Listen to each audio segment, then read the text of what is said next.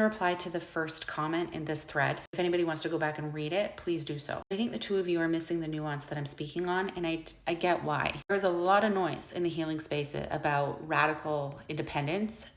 And I agree. Hyper independence is just as much of a trauma response as codependence because it is rooted in fear of needing somebody and then being let down. So I just avoid it altogether. That is not what I'm talking about. I am saying that every single emotional need, the need to be seen, the need to be heard, the need to be understood and loved, it all begins with one thing.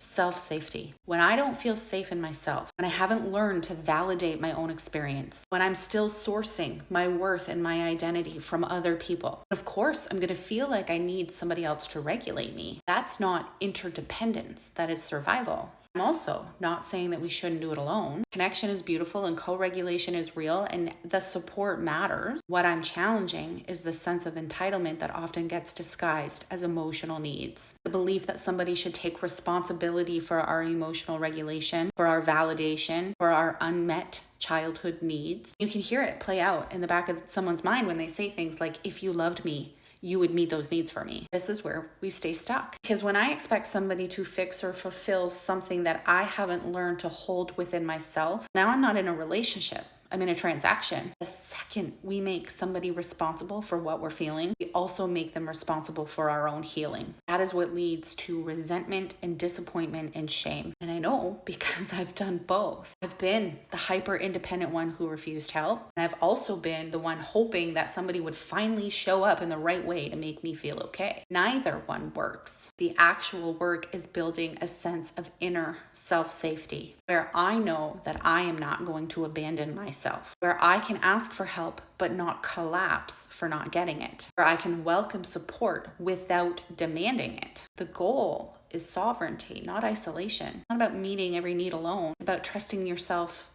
enough to know how to get your needs met without demanding somebody else do it for you. And that can mean tending to yourself, directly asking for support, or recognizing that the person you're with simply doesn't have the capacity and then choosing accordingly. No, I'm not pushing radical independence. I'm pointing to something deeper. The moment I stop outsourcing my emotional well-being to somebody else is the moment I reclaim my power. And from that place, I can connect, I can receive, I can relate from choice, not from need, not from lack, not from a wound. That's the nuance. And that is what sets you free.